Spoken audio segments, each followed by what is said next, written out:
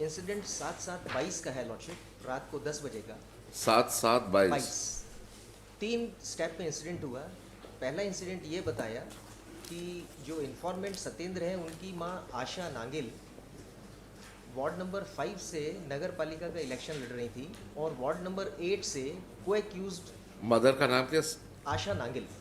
आशा नागिल। Yes lordship, ward number 5 से ये चुनाव लड़ रही थी म्युनिसिपल। पार्षद का। हाँ। यस लॉर्डशिप, और वार्ड नंबर 8 से को एक्यूज्ड धीरज महाते की वाइफ जो थी रीना महाते, वो लड़ रही थी इलेक्शन। रीना महाते जो को एक्यूज्ड धीरज महाते हैं उनकी वाइफ ऑफ को एक्यूज्ड।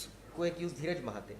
और वहीं से ही वार्ड नंबर 8 से मुस्लिम कम्युनिटी की एक कदीरन पार्षद का चुनाव लड़ रही थी। किसका? वार्ड नंबर वार्ड 8 नंबर से। 8 से ही। हाँ। और उनका सपोर्ट इन्फॉर्मेंट और कंप्लेनेंट पार्टी कर रही थी। वार्ड नंबर 8 से से ही अपोजिट में धीरज महाते जो को एक्यूज्ड है उनकी रीना wife- महाते के ऑपोजिट। यस हाँ, तो वाज उनका दैट? सपोर्ट ये कंप्लेनेंट पार्टी कर रही थी। इस वजह से रात को 10 बजे जो कंप्लेनेंट के रिलेशन में थे who is the opposing this thing contestant? Lordship Kadiran, wife of Sultan Khan. Kadiran. Wife of Sultan Khan. Kadiran wife of Sultan. 10 बजे कंप्लेनेंट पार्टी के रिलेशन में थे कल्लू उर्फ कल्याण, उनके घर पर गए ये 13 लोगों के नाम नेम्ड FIR है। अच्छा, Kullu.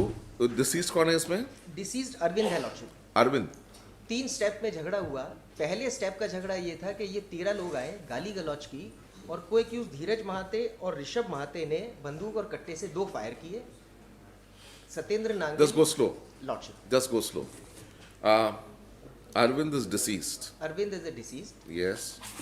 And who is the injured? 307 का वो भी उसी पे कोई है। भी नहीं है लॉर्डशिप, अच्छा, सिर्फ वो ठीक। डिसीज्ड ही है। अच्छा, ठीक है। पहले 307 लगा, मरने के बाद 302 हुआ। Yes lordship. How many days later did he die, Arvind? Lordship, कितने दिन बाद वो था? सेकंड स्टेप में आया लॉर्डशिप। फर्स्ट स्टेप में किसी को कोई इंजरी नहीं थी। अच्छा, फर्स्ट सिर्फ स्टेप में 2 क्या हुआ? फायर फर्स्ट किए। स्टेप में क्या हुआ? फर्स्ट स्टेप में ये था कि धीरज महाते और ऋषभ महाते ने कट्टे और बंदूक से फायर किए। धीरज महाते और महाते। ऋषभ महाते ने and Rishabh महाते। Yes lordship 2 fire किए। सत्येंद्र नांगल जमीन पे झुक गया। एक जिससे मिनट कि- go a bit slow so that I can note Yes, it sir. down. Dheeraj महाते and Rishabh महाते fired 2 shots yes lordship, at किस पे मारा? सत्येंद्र नागिल At मारा जो नीचे झुके हैं। सत्येंद्र नागिल इन्फॉर्मेंट। नागिल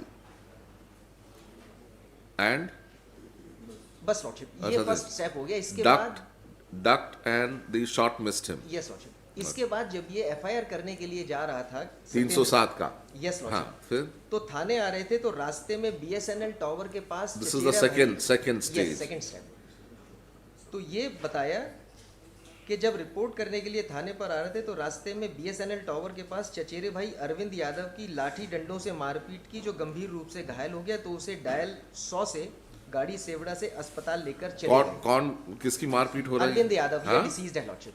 अरविंद। सभी लोगों की लाठी और डंडों से मारपीट का एलिगेशन आया Saw BSNL Arvind. टावर के सामने। Saw Arvind being assaulted. Yes, By whom? All the persons, By all accused. लाठी डंडों से। और तीसरा स्टेप ये आया कि वो थाने पे पहुंचे, रिपोर्ट करने के लिए पहुंचा, तो थाने पर रिपोर्ट लिखाने के लिए बैठा था। हाँ। तो सभी लोग थाने पर आए तो उन लोगों में से राहुल महाते, पारस तिवारी ने 315 बोर के कट्टों से 3 फायर किए। ये Third. तीसरा इंसिडेंट हुआ lordship. Third incident happened inside the thana. Yes lordship, जैसा ये FIR प्रोजेक्ट करती है। Happened in thana. कौन सा ये थाना? incident हुआ, Lordship. कौन सा थाना? पुलिस थाना सेवड़ा, डिस्ट्रिक्ट दतिया। एक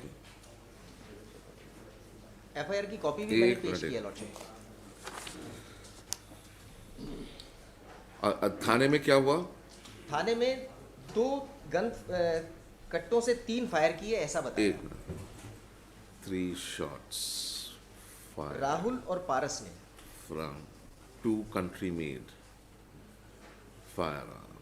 Okay. किस पर मारा? किसी को चोट नहीं लगी लॉर्डशिप। No injuries. फिर अब इस 3 स्टेप का ये इंसिडेंट हुआ। 8/7 को ही FIR दर्ज हुई रात हाँ। को 10 से 11 बजे का इंसिडेंट था। हाँ 8/7 को रात को 1 बजे ये दर्ज किया गया एफआईआर, और 8/7 को सेकंड स्टेज में Second कौन step में कौन जा रहा था रिपोर्ट करने के लिए? सत्येंद्र नागल, सत्येंद्र जो नागल। इंफॉर्मेंट है। तो सिर्फ एक लाइन इतनी ही आई एफआईआर में कि जब मैं वहां गया तो चचेरे भाई अरविंद को लाठी डंडों से इन्हीं लोगों ने मारपीट की। हाँ, जब बीएसएनएल टावर के यस, पास। बीएसएनएल टावर के बाहर। और 161 के स्टेटमेंट में सत्येंद्र नागिल ने फिर एक स्पेसिफिक रोल असाइन किया इसी 3 स्टेप में लॉर्डशिप। मैंने चार्जशीट की कॉपी भी पेश की है, पेज नंबर 22 पे है। इसमें जो सेकंड स्टेप था मारने के लिए आए, उसमें यह आया कि जब मैं थाने पर रिपोर्ट करने के लिए मना किया तो अरविंद उनसे बोला कि मैं तो थाने पर रिपोर्ट करवाऊंगा, बीएसएनएल टावर के सामने जब चचेरे भाई अरविंद से मिला।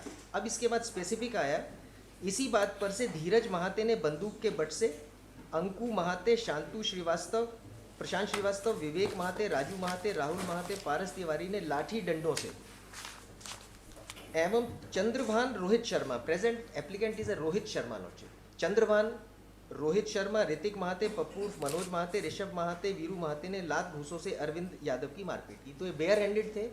इनका एलिगेशन आया कि लात घूसों से मारपीट की, और ऊपर के जो 6 या 7 एक्यूज थे उन्होंने लाठी डंडों से मारा। उस वक्त कोई भी फायर आर्म इस्तेमाल करने का कोई एलिगेशन नहीं है। जो सेकंड स्टेप में डिसीज्ड को चोट लगी। एमएलसी रिपोर्ट जो थी, नहीं, ये सत्येंद्र नागल वहां पर बीच बचाव करने की कोई कोशिश नहीं किया। सेकंड स्टेज पे ऐसा बताया कि वो देखते हुए सीधे थाने पहुंचता है। जी, थाने वो इस बीच में हाँ, इस बीच जो सेकंड स्टेप में आया, बीएसएनएल टावर के सामने अरविंद यादव मिले। अरविंद यादव जो इसके चचेरे भाई हैं, उनसे बताया तो उन्होंने कहा हम तो रिपोर्ट करने जाएंगे। तब इन सभी लोगों ने मारपीट की लाठी डंडों से, और ये लोगों ने लात घूसों से। तो प्रेजेंट जो एप्लीकेंट है, इसका एलिगेशन आया रोहित शर्मा के लात घूसों से मारपीट की, और चंद्रभान का भी आया लात घूसों से मारपीट की। चंद्रभान की 7/11 को ऑनरेबल कोर्ट से 439 की बेल विड्रॉ हुई है लॉर्डशिप। थर्ड स्टेप में जो था वो थाने पे गोली चलाने का एलिगेशन आया। उसमें तो रोहित शर्मा है नहीं। नहीं है lordship. See, these are 3 separate incidents Yes, at 3 separate places. Yes lordship. So how do you connect them all together as being part and parcel of the same transaction? पहले स्टेज में जो है धीरज महाते और ऋषभ महाते ने 2 गोलियां चलाई सत्येंद्र नागिल पे, उसको मिस किया। तो सत्येंद्र नागिल जा रहा था थाना वो इंसिडेंट रिपोर्ट करने के लिए, जब वो बीएसएनएल टावर के पास दूसरा इंसिडेंट देखता है जिसमें डिसीज की डेथ हुई है, और तीसरा इंसिडेंट जो है थाने पे फायरिंग हुआ है। ये तीनों अलग अलग है। आप कैसे जोड़ते हैं कि तीनों एक ही किस्से से जुड़े हुए हैं? इसमें एक तो नेम्ड एफआईआर है, प्लस इसमें पूरे 13 लोग घर पे भी गए थे कल्याण सिंह के घर पे, और फायर 2 लोगों ने किए थे। बाकी कल्याण सिंह के घर कौन गया था? सभी लोग गए थे। नहीं, फर्स्ट स्टेज में तो सिर्फ 2 ही लोगों ने गोली चलाई। गोली चलाने का एलिगेशन सिर्फ 2 लोगों पर है, बाकी सभी लोग 2 इंस्टेंसेस में एक्यूज्ड कॉमन है। कॉमन है। अच्छा, इस वजह से दिलजीत को लॉर्ड से 14 चोटें हैं। 14 चोटें हैं। Yes, but it's a bit too early. 148 and 149, and the charge sheet has been filed. Yes, Lordship. Charge sheet has been filed, but at the same time, who was Satyendra Nagil? He is the main witness, isn't it? जी। इसका statement हो जाने दीजिए. We can wait till a statement is over. Looking at the nature of the incident, and the problem with 148, 149 is for constructive liability. It would have been another thing if no role was assigned and he was standing there, he could have Yes, considered it. But that's not the Simple issue. presence is there.